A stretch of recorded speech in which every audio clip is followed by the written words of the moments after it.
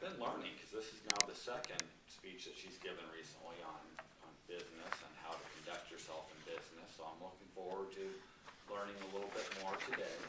Please join me in welcoming Tracy as she gives her speech, Business Body Language. Tracy Brecke.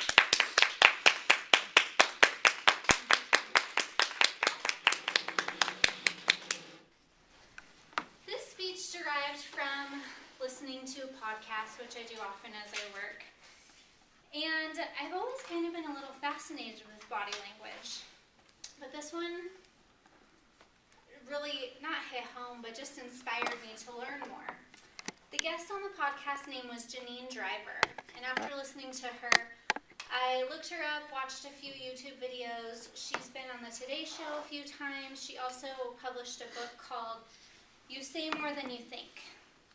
Now, this isn't the basic body language, meaning lean forward, you're interested, lean back, you're not. Touching your heart means you're genuine. It's not that. It goes beyond that. And watch out for those things because they can be easily faked. What I learned from researching her and her messages was that you communicate things to people that they don't know and neither do you, but they can really make a big difference. So let's start by being in a meeting. Now, first off, most of the time you're trying to impress or be on the good side of your boss in a meeting. Did you know that everyone has a good side and a bad side? And it has nothing to do with your right hand or left hand. But you want to obviously sit on the good side of your boss, so make sure that you get to the meeting early.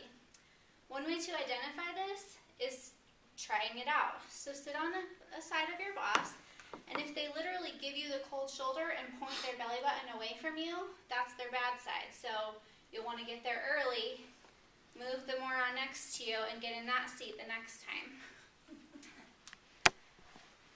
Also, as far as being in a meeting and helpful in interviews, you don't want to sit straight across from someone. This is a fight or flight kind of stance. If the table is moved, you're in a very confrontational stance with this person. So instead, you'll want to go off to their side. You don't really probably know what side is good or bad, but just being not directly across from them is going to help you connect with them more and not seem confrontational.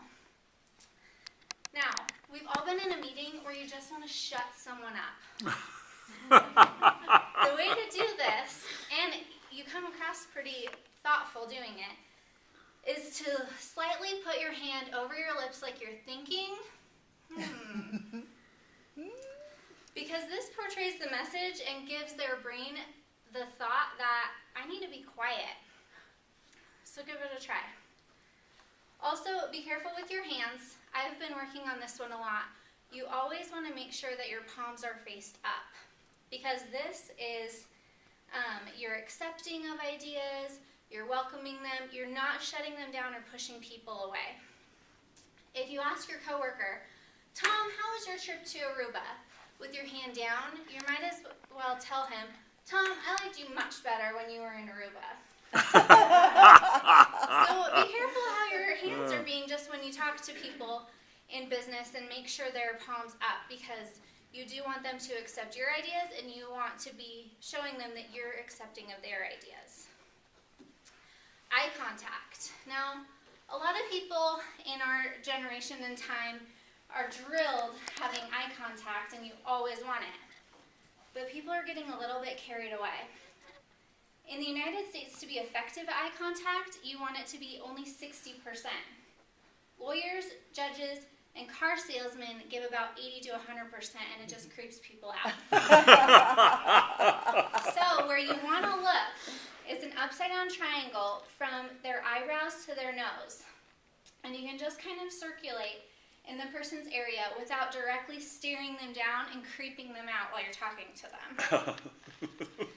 Now finally, this is called steepling. And Donald Trump, you've probably seen, does it a lot. Tom likes to do it too.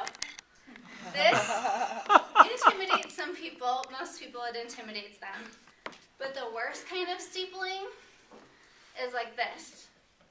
Now when you're in business and you're at work, leave your guns at home. We don't need them in that place. Because kill the person who's talking. So be careful about steepling, and especially leave your guns at home. I guess I was so excited. I covered everything really quickly.